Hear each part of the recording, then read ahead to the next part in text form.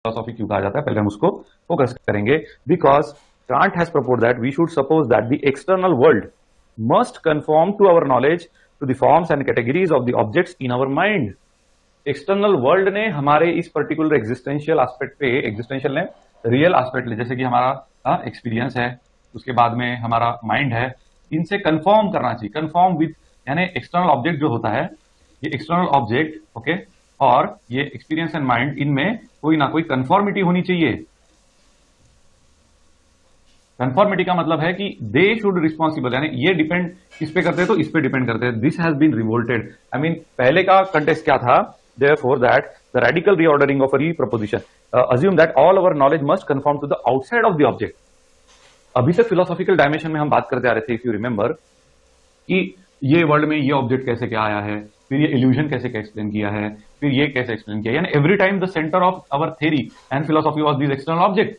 ये external object को किस तरह से एक्सप्लेन किया जाता है, वो प्राइम रिस्पॉन्सिबिलिटी थी in the dimension of philosophy. लेकिन कॉपरनिकस ने क्या किया, उसका रिवर्स कर दिया। उन्होंने कहा that external object must conform to the experience and the mind, यानी कहीं ना कहीं पे हमारे जो एक्सपीरियंसेस है, हमारा जो माइंड है, इसके आधार पे हमने एक्सटर्नल वर्ल्ड को जानने का प्रयास करना चाहिए, उसके रिलेशंस के बारे में बात करनी चाहिए। लेकिन फिलोसॉफी में आप देखते होंगे तो कई बार लोग कि एक्सटर्नल फिनोमेना के साथ फिर फिलोसॉफी डेवलप करते हुए नजर आते हैं, है ना। यानी आपने कई बार हमने देखा होगा, सनरेज की बात करते हैं, क्लाउड्स की बात करते हैं, हम लोग अलग अलग चीजों की बात करते हैं, और हम उससे रिलेटेड ये कहते हैं कि अरे ये फिनोमेना कैसे एक्सप्लेन करोगे आप, वो फिनोमेना कैसे एक्सप्लेन करोगे आप।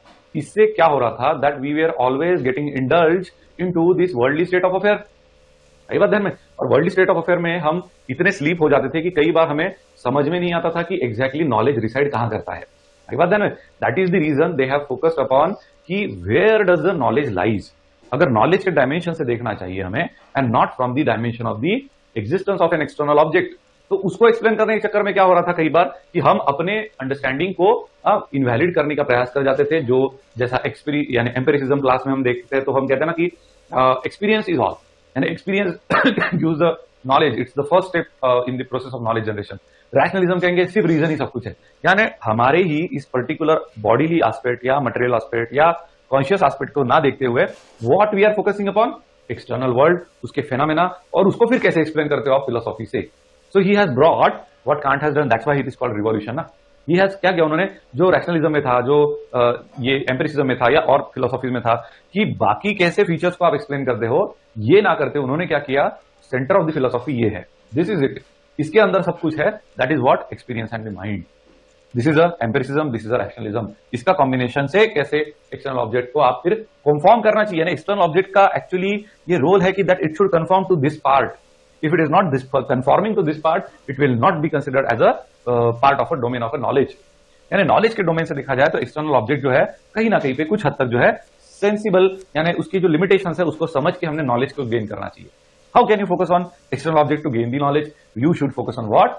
These dimensions of your, this reversal in methodology of gaining the philosophical knowledge has been reversed by the Kant, Immanuel Kant ने इसको रिवर्स किया, that's why it is called as a revolution। और Copernicus इसलिए नाम दिया गया because जिस तरह से कॉपरनिकस ने अपने इस पर्टिकुलर साइंटिफिक वर्ल्ड में जो रिवॉल्यूशन लाने का प्रयास किया था, वैसा सेम प्रयास किसी ने फिलोसॉफी में लाया है, वो है इमैनुअल कांट। आई बात ध्यान में। तो अब आते हैं हम लोग उनके प्रोसेस ऑफ नॉलेज पे, यानी नॉलेज के एग्जैक्टली फिलोसॉफी क्या है उनकी, प्रोसेस हम बाद में देखेंगे। पहले उसके फिलोसॉफी ऑफ नॉलेज देखेंगे कि फिलोसॉफी ऑफ नॉलेज में हमने एक पार्ट तो देख लिया कि वो कॉपरनिकस रिवॉल्यूशन क्यों कहा जाता है, ठीक है। कि पहले का डायमेंशन ये था कि हमारे माइंड ने, हमारे एक्सपीरियंस ने एक्सटर्नल ऑब्जेक्ट को सटीक तरीके से एक्सप्लेन करना चाहिए। इल्यूजन कैसा होता है, रोप की जगह पे स्नेक कैसा दिखता है, मिराज वाटर क्या, ये जितने भी एग्जाम्पल है ना, वो कहते हैं कि ये एक्सटर्नल ऑब्जेक्ट को कंफर्म करना चाहिए। कांट ने उसका रिवर्स कर दिया, भाई ऐसा नहीं है, अवर एक्सपीरियंस एंड माइंड ये है इंपॉर्टेंट, और external object should confirm to the experience of and the mind of individual. आई बात दैट में। So this is what is the Copernicus revolution. Now in the philosophy